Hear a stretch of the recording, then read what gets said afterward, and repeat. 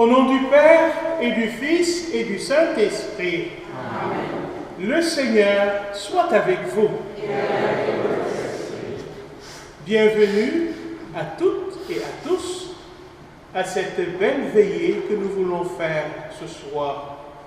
Oui, nous nous sommes rassemblés pour vivre cette espérance que le pape nous invite à célébrer avec Jésus.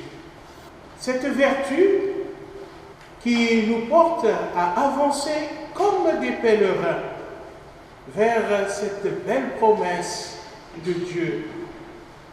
Aujourd'hui, nous préparer à cette veillée comme des pèlerins qui préparent leur sac pour aller marcher, aller vers cette Jérusalem céleste.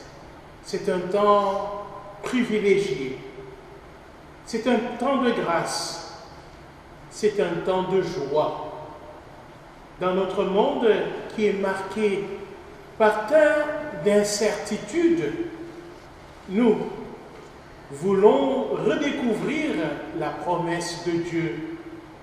Nous voulons nous appuyer sur le Seigneur, puisqu'il est notre rocher, notre espérance. Ce soir, notre temps de prière aura plusieurs parties. D'abord, nous allons commencer par une petite louange. Vous savez que la louange ouvre les portes du ciel. Et si nous sommes venus, c'est d'abord parce que nous voulons que Dieu nous parle. Après cette parole, nous prendrons le temps, avec la sœur Odile, de méditer sur le thème de l'espérance.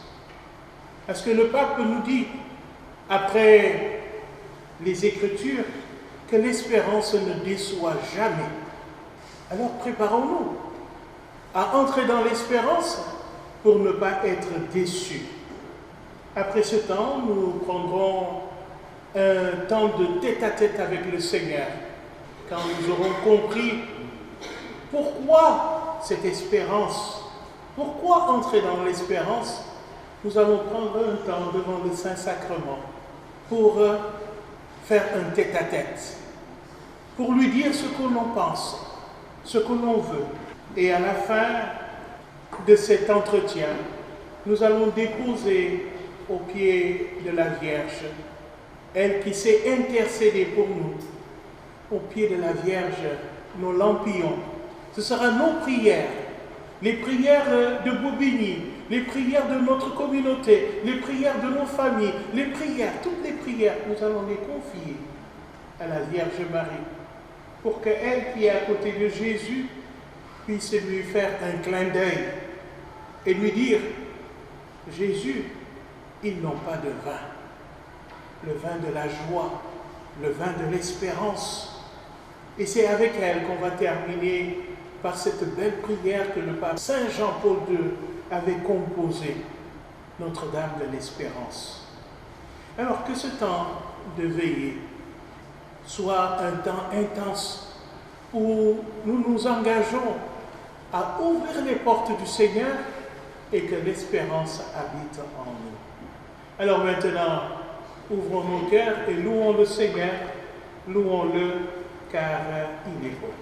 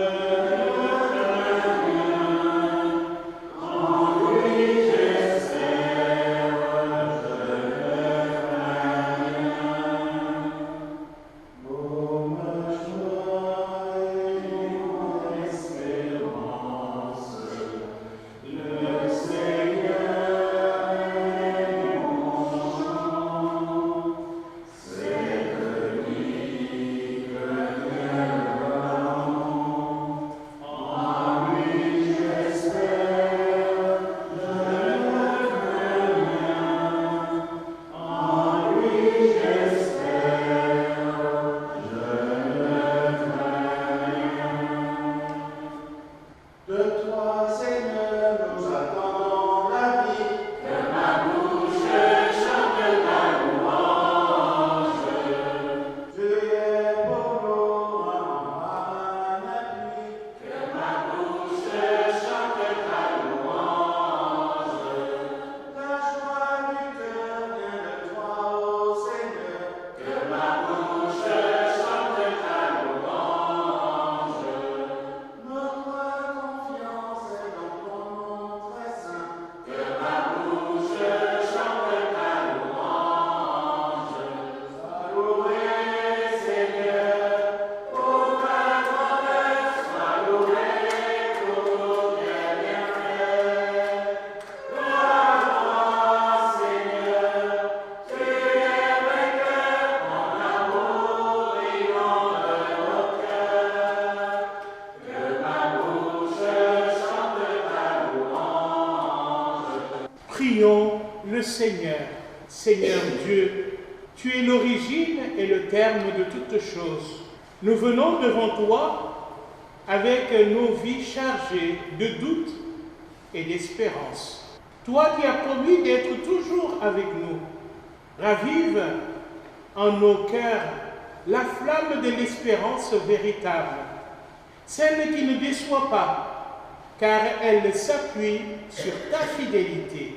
Que ton Esprit Saint vienne illuminer cette veillée, afin que nos cœurs soient remplis de confiance et de paix, et que nous repartions porteurs de ta lumière dans le monde. Nous te le demandons par Jésus-Christ notre Seigneur. Amen.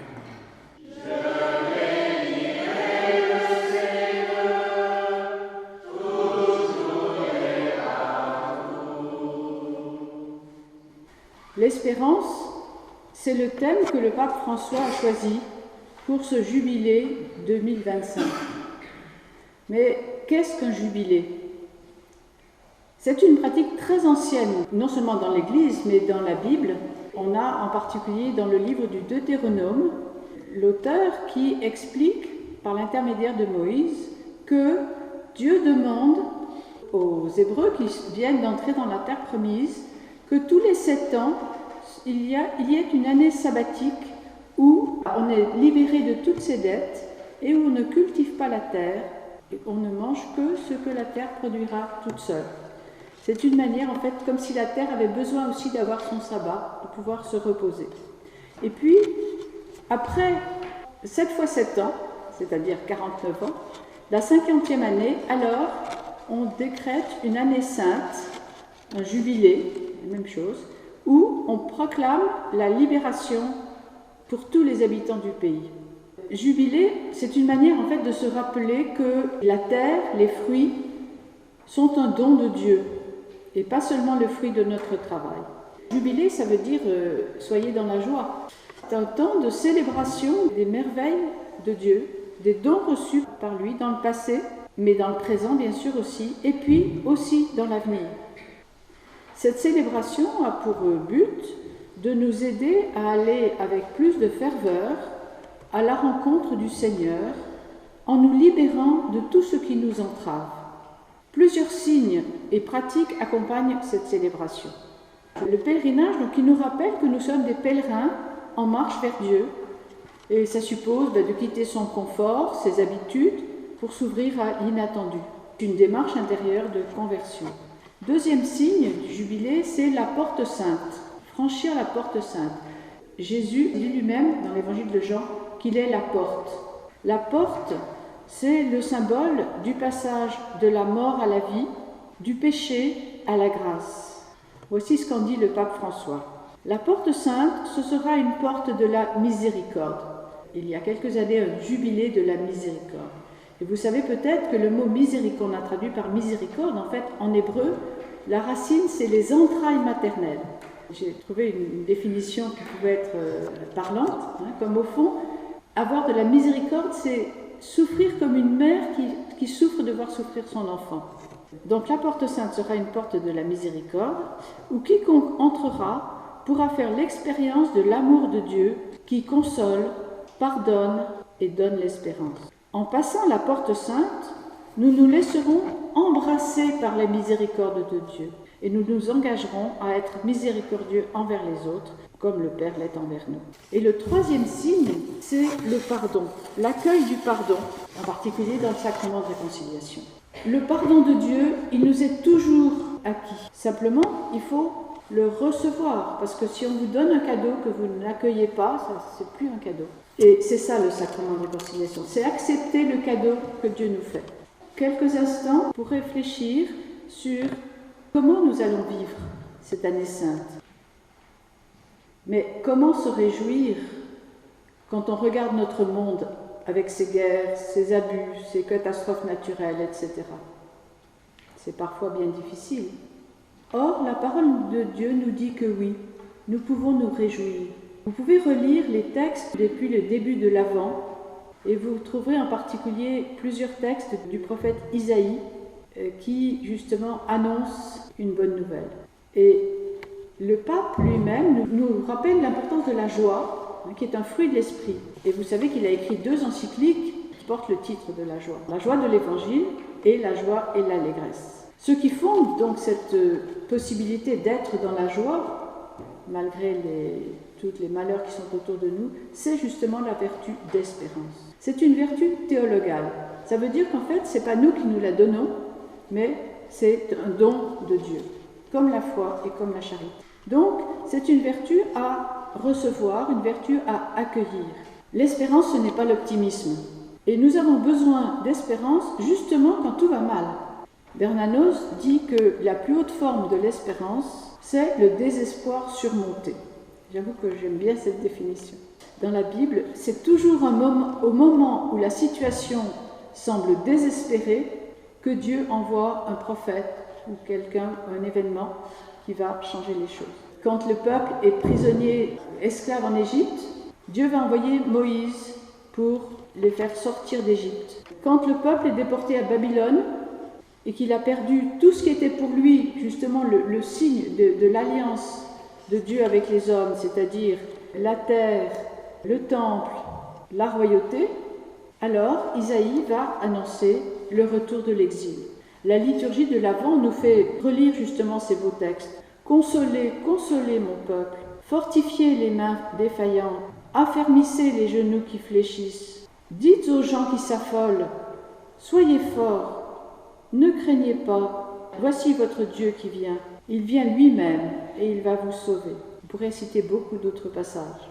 Donc, il s'agit de jubiler, c'est-à-dire de se réjouir, parce que nous savons que le Seigneur est à l'œuvre dans notre monde, malgré les apparences.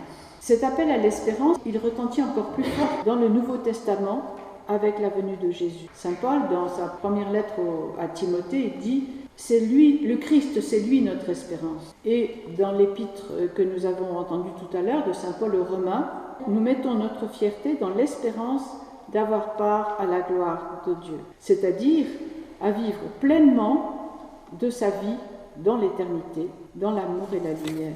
L'espérance ne déçoit pas. Le titre du document que le pape a écrit pour introduire le jubilé. Parce que, comme dit encore saint Paul, l'amour de Dieu a été répandu dans nos cœurs par l'Esprit Saint qui nous a été donné. L'amour de Dieu a été répandu dans nos cœurs par l'Esprit Saint qui nous a été donné. Et encore, toujours dans la lettre aux Romains au chapitre 8, « Rien ne pourra nous séparer de l'amour de Dieu qui est dans le Christ Jésus notre Seigneur. » Rien ne pourra nous séparer de l'amour de Dieu qui est dans le Christ Jésus notre Seigneur. Prenons là encore quelques instants de silence pour laisser entrer dans notre cœur ces convictions. Pensons peut-être à ce qui nous pèse, à nos interrogations, notre tentation désespérée, et offrons-nous à cet amour de Dieu qui nous enveloppe et qui nous accompagne. Mais Paul sait bien que la vie chrétienne n'est pas un long fleuve tranquille. Et voilà ce qu'il dit. Nous mettons notre fierté dans la détresse elle-même, puisque la détresse, nous le savons, produit la persévérance. La persévérance produit la vertu éprouvée. La vertu éprouvée produit l'espérance. La persévérance ou la patience, c'est aussi un fruit de l'esprit. Le pape dit encore, la patience maintient vivante l'espérance.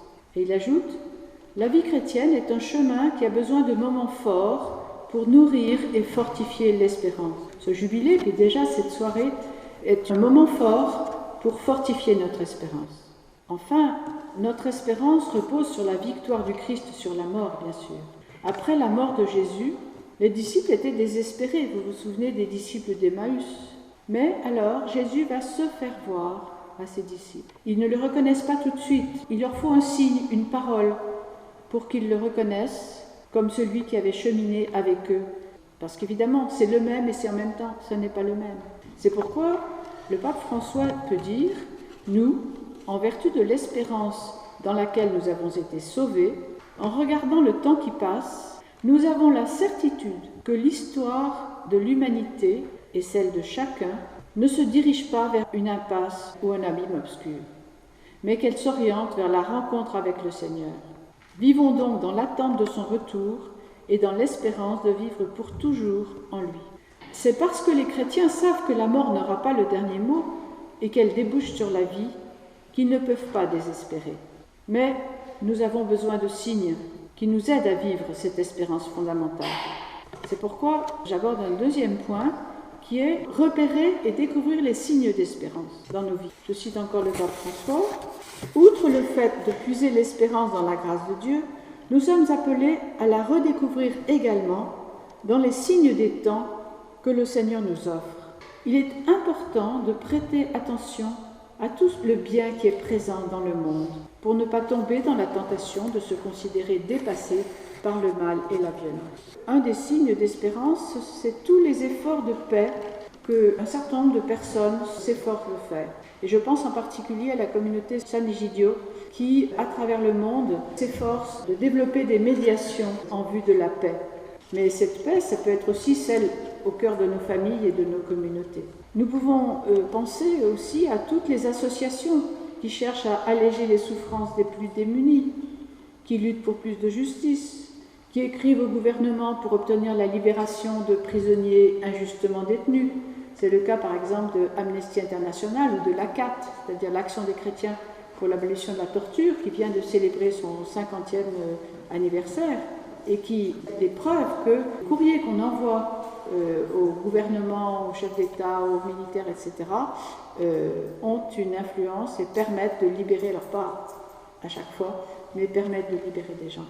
Et puis, il y a aussi ces associations de jeunes professionnels qui vivent en colocation avec des personnes de la rue, des jeunes diplômés des grandes écoles qui renoncent à des carrières lucratives pour s'engager en vue d'un monde plus juste. Je pense aussi à des associations comme Territoire Zéro Chômage de Longue Durée, vous en avez entendu parler. C'est en fait un mouvement qui, à travers toute la France, crée des emplois sur un territoire donné, sans faire de concurrence aux entreprises, et qui permettent justement à ces gens qui ont été longuement au chômage de se réinsérer. Nous pouvons évoquer aussi les services de soins palliatifs qui aident les personnes en fin de vie à vivre leur vie jusqu'au bout. Enfin, bien sûr, nous pouvons évoquer tout ce qui se fait déjà sur la paroisse, le secours catholique, le service évangélique des malades, et bien d'autres choses, je suis sûre, qui ne vont pas faire la une des journaux, mais pourtant qui apportent du réconfort et de la joie à ceux qui le touchent. Je voudrais aussi évoquer, puisqu'en fait je suis responsable du catéchuménat, toutes les personnes qui viennent demander le baptême ou la confirmation, ou l'Eucharistie, ou la confirmation à l'Église. Eh bien, actuellement, il y a une dizaine de personnes qui sont dans notre groupe. Et puis, soyons sensibles aussi à tous les petits signes positifs que nous rencontrons tout au long de nos journées. Un sourire, un regard d'enfant, un beau paysage, une œuvre d'art. Que tous ces gestes soient l'occasion de rendre grâce et donc d'accueillir la vie. La beauté sauvera le monde, c'est le thème d'année que nous avions pris à Charles Péguy, c'est une phrase de Dostoïevski. Donc, il nous est donc demandé, en cette année jubilaire, de savoir reconnaître tous les signes d'espérance qui nous sont donnés. Voilà, c'est pour ça que j'ai parlé d'une espérance à découvrir, d'une espérance à reconnaître.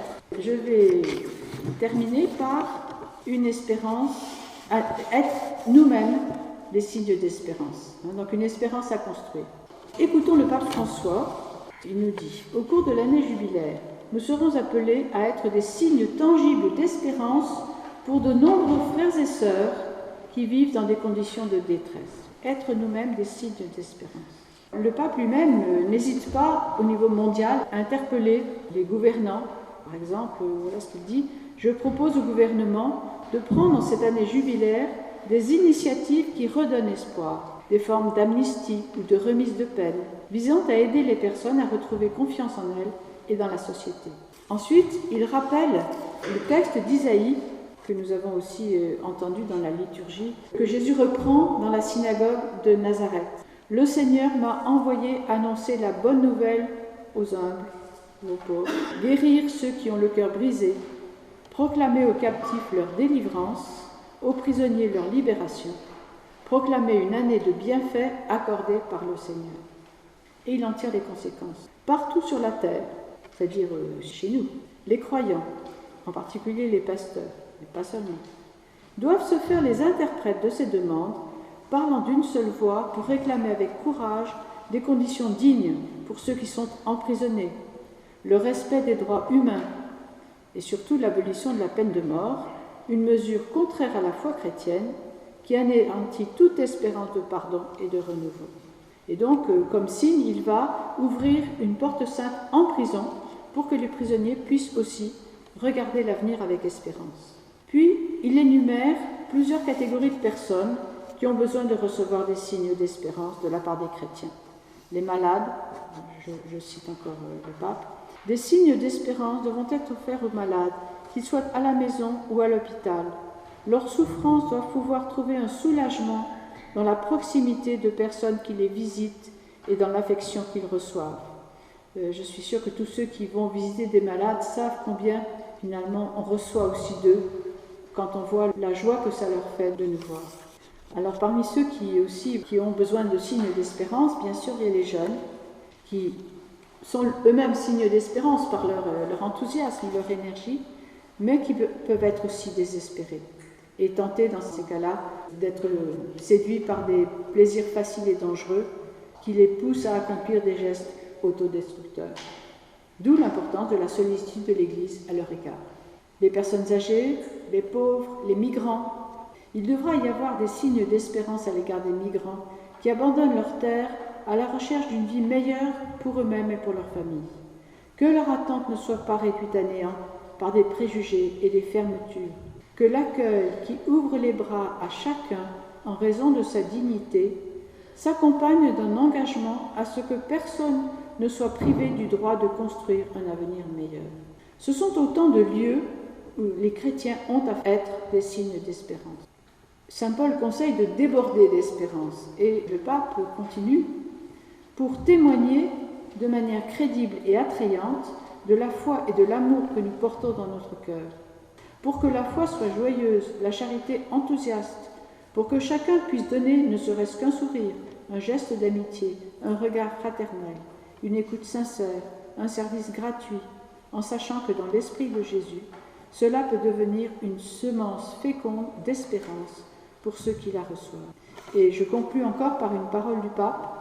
Laissons-nous dès aujourd'hui attirer par l'espérance et faisons en sorte qu'elle devienne contagieuse à travers nous pour ceux qui la désirent. Donc c'est cela que nous pouvons demander au Seigneur en ce temps de préparation à Noël, que l'Esprit Saint nous inspire un geste qui fera de nous des signes, des témoins de l'espérance. Je pense que la sœur Odile nous a donné assez de moyens pour pouvoir discerner et faire un choix de vie pour entrer dans l'espérance. Mais pour que ce discernement soit beau, soit vrai, parce que le Seigneur nous a dit que si nous voulons que les choses soient bonnes, il faudrait que la présence de son Esprit Saint, il faudrait que nous puissions le faire avec lui. Alors nous allons prendre un temps de méditation, un temps de cœur à cœur, comme disait ce grand sage, en disant que je le vise, il m'avise. Alors prenons le temps de viser le Seigneur.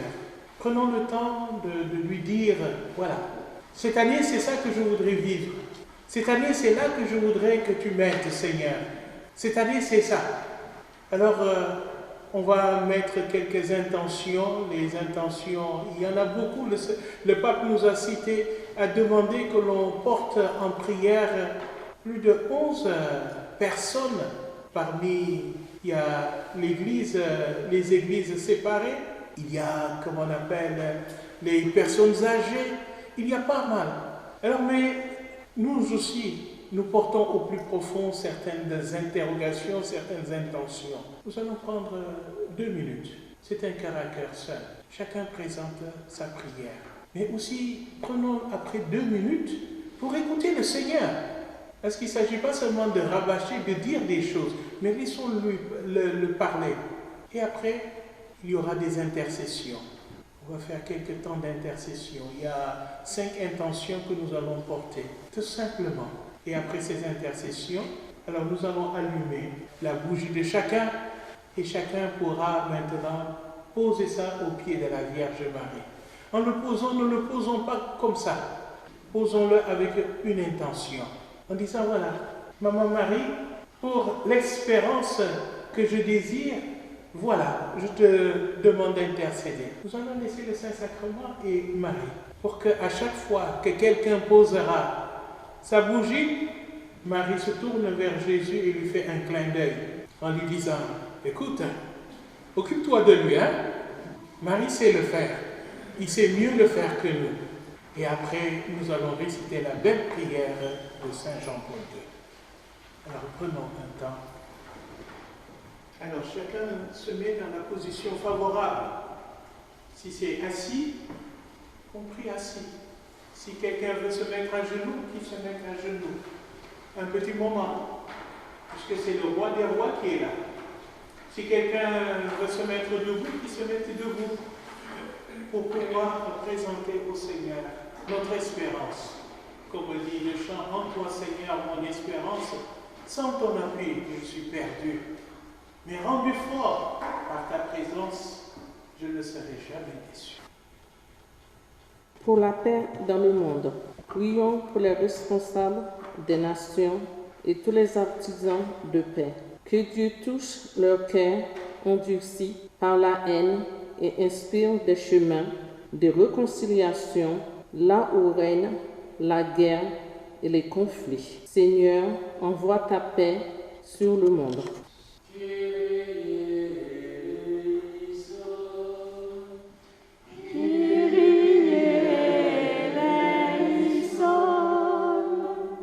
Prions pour les malades, les personnes handicapées et tous ceux qui les accompagnent. Que le Seigneur leur donne force et consolation et qu'ils trouvent dans notre solidarité le soutien dont ils ont besoin. Seigneur, prends soin des cœurs souffrants.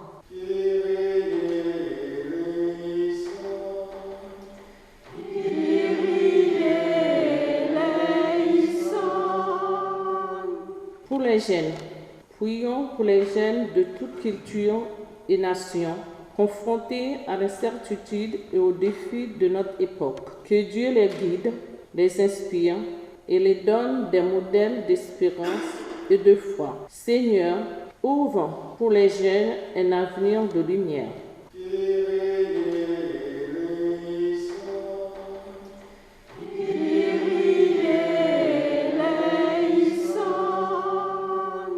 Pour le partage avec les plus pauvres. Prions pour les plus démunis, pour ceux qui manquent du nécessaire pour vivre. Que nos cœurs se convertissent à une véritable solidarité et que les biens de la terre soient partagés équitablement. Seigneur, rends-nous attentifs aux besoins des pauvres.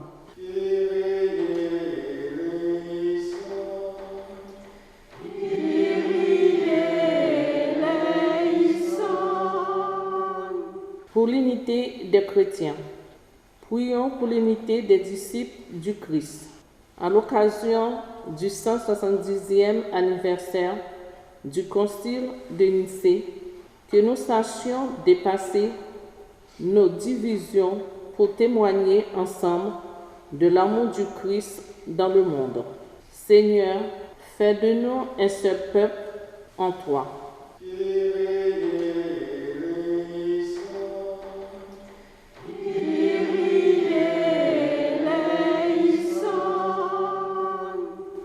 Et ensemble, disons la prière que Jésus lui-même nous a enseignée.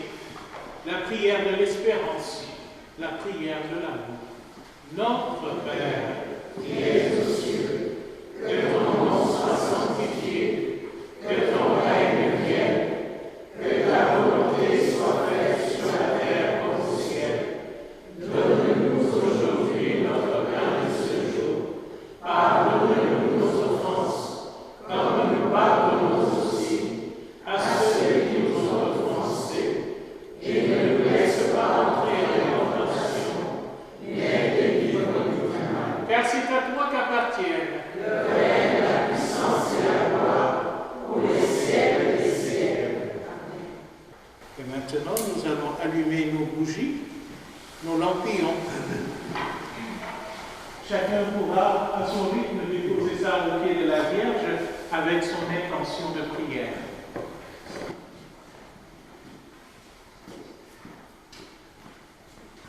Et maintenant, nous allons faire la prière à Marie de l'espérance. Marie, Mère de l'espérance, marche avec nous. Apprends-nous à proclamer le Dieu. Aide-nous à témoigner de Jésus, l'unique Sauveur. Rends-nous serviables envers notre prochain, accueillants envers ceux qui sont dans nos vies, artisans de justice, bâtisseurs passionnés d'un monde juste. Intercède pour nous qui œuvrons dans l'histoire, avec la certitude que les saints du Père s'accomplira. Aurore d'un monde nouveau, montre-toi la mère de l'espérance et veille sur nous, veille sur l'Église en Europe, qu'elle soit transparente à l'Évangile, qu'elle soit un authentique lieu de communion, qu'elle vise la mission d'annoncer, de célébrer et de servir l'Évangile de l'espérance pour la paix et la joie de tous. Reine de la paix, protège l'humanité du troisième millénaire, veille sur tous les chrétiens, qu'ils avancent dans la confiance sur le chemin de l'unité, comme un ferment de la concorde sur le continent. Veille sur les jeunes, espérance de l'avenir, qu'ils répondent généreusement à l'appel de Jésus. Veille sur les responsables des nations, qui s'emploient à édifier une maison commune dans laquelle soient respectés la dignité et les droits de chacun. Marie, donne de Jésus, fais que nous suivions et que nous l'aimions. C'est lui le responsable de l'Église, de l'Europe et de l'humanité. C'est lui qui vit avec nous, au milieu de nous, dans son Église. Avec toi, nous disons, viens Seigneur Jésus, que l'espérance de la gloire déposée par lui dans nos cœurs porte les fruits de justice et de paix. Amen. Et maintenant, nous allons recevoir la bénédiction. Notre secours est dans le nom du Seigneur. Qui a fait le ciel et la terre, Le Seigneur soit avec vous. et avec votre esprit. Alors que nous nous préparons au jubilé plein d'espérance, que le Seigneur nous aide à avancer avec confiance et qu'il fasse de nous des porteurs de son espérance dans le monde et plus particulièrement dans notre ville de Bobigny. Amen. Amen.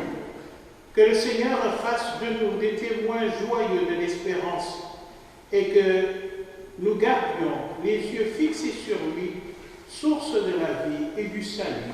Amen. Et que Dieu Tout-Puissant vous bénisse, le Père, le Fils et le Saint-Esprit. Amen.